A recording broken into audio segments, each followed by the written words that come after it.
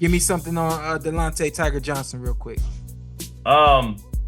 Very similar to Isley, right? Yes. And I think Tiger actually, talent-wise, has a little bit more than Isley. I agree. But Isley has the kind of work ethic that can make him an overachiever. But Tiger has more of a natural talent to him. Mm-hmm. Got good length, good speed, good sharpness on his punches, got pop. Even if the knockout percentage isn't up there, when he rips and trusts himself, he can make things happen when he puts his punches together. And that's what Coach Brewer, who we had on the show, kept asking for.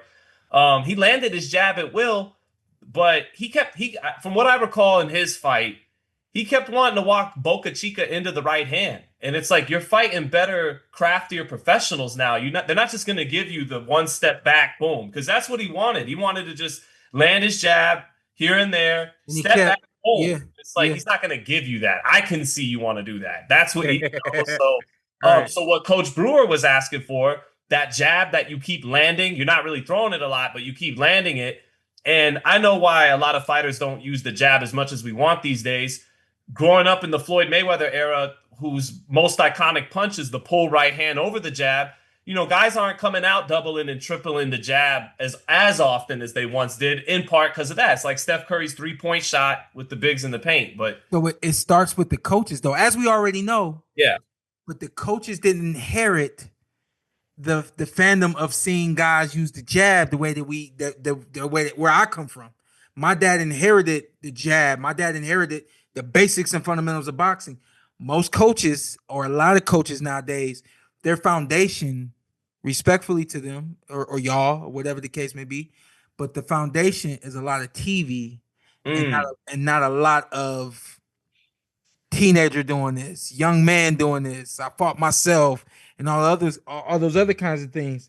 So the jab just isn't being taught the way that it used to be taught. Well, that's my problem with Delonte. Tiger is too hesitant for me. Tiger is waiting too long on something that's not there. Well, what's up, Dick? Or is that Shaddai or is that Adonai? Yeah. Pooh Bear. What's up, Adonai? But I don't know. Yeah, Pooh Bear. But I didn't know if I should say the whatever. I already said it. So, but yeah, because to your point, Sean, your dad was a diehard USA boxing disciple. Yeah, he was a guy that hat in hand learned from his elders, would close his mouth and listen and absorb knowledge from anybody he could absorb it from. Your dad. Mm-hmm. So, and the USA boxing style, when your dad was learning it in the late 90s, early 2000s, the style that used to win gold medals on the regular was everything off the jab, doubling it up, and creating combinations off the jab. Not single shots, but creating combinations off the jab and side to side. Don't move left all night. Don't move right all night. And fight left, right, backwards, forward when you need to. Double up the jab and set up combinations off the jab. That's how you used to fight, Sean. And that's what Coach Brewer wanted out of Tiger, I think. Yeah, and that's the separation between what we see on TV nowadays.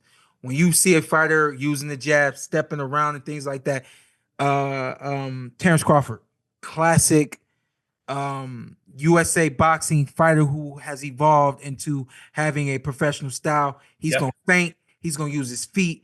He's going to throw you off rhythm. He's going to do everything that he knows how to do. When you don't see that from somebody in the ring, you see wide hooks and stuff like that. Again, all the respect to people that teach it and do it. But those guys come from TV. Those guys were taught by somebody that watched knockouts. So the only thing they know how to teach is how to get a knockout. They don't know how to teach how to judge the range and the distance and think and those ABCs of boxing and all those sorts of things. We talk about my dad a lot today, so I'm gonna have to call him. Yeah, those guys were great at teaching how to be first and last. And it's like that right hand you want, be first, make him do something to react, and then you could punctuate the exchange. And Crawford's great at that. Boots is great at that. That's why they're having the success they're having.